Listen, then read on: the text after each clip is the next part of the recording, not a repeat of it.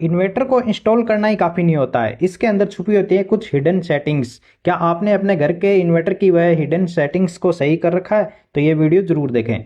सबसे पहले जैसा कि एग्जांपल के लिए हमारे पास यहाँ लीव गार्ड का LG1100 इन्वर्टर है। इसके पीछे आप देखेंगे यहाँ पे आपको टोटल 3 सेटिंग देखने को मिलेंगी। सबसे पहले आपको एक स्विच मिलेगा जिसके दो ऑप्शन मिलेंगे, एक REG दूसरा NREG। इसका मतलब ये है रेगुलर सप्लाई एंड अनरेगुलर सप्लाई। इसका मतलब ये है कि अगर आपके घर में कुछ सेंसिटिव इक्विपमेंट्स हैं, इलेक्ट्रॉनिक्स इक्विपमेंट हैं, जैसा आपका कंप्यूटर हो गया, ऐसे जो भी इलेक्ट्रॉनिक सेंसिटिव इक्विपमेंट हैं, तो आपको इसको रेगुलर पे रखना है। लेकिन अगर आपके घर में सिर्फ नॉर्मल इक्विपमेंट हैं, जैसे लाइट हो गई, पंखे हो गए, कूलर हो गए, ऐसी सिचुएशन है तो आप इसको अनरेगुलेटर पे रख सकते हैं। उसके बाद आपको एक नीचे एक और स्विच दिखाई देगा जिसके ऊपर लिखा हुआ है L, M और H, यानी कि लो, मीडियम, हाई। ये दिखाता है कि आपको जो बैटरी को ये इन्वर्टर चार्ज करेगा वो कौन सी स्पीड में करेगा, यानी कि लो, मीडियम या हाई। तो यहाँ पे आपको जल्दबाजी में हाई नहीं करना है, ये डिपेंड करता है कि आपकी बैटरी की रेटिंग कितनी है। अगर आपकी बैटरी की रेटिंग 100 एम्पियर से कम है तो आपको लो पे रखना है, अगर 100 से 150 के बीच है तो आपको मीडियम पे रखना है,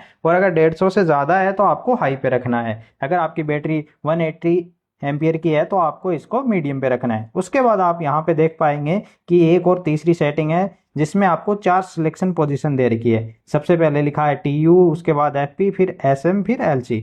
इन सब का मतलब ये है कि आपकी बैटरी का टाइप कौन सा है। इस इन्वर्टर के साथ में आपने जो बैटरी लगा रखी है वो किस टाइप की है।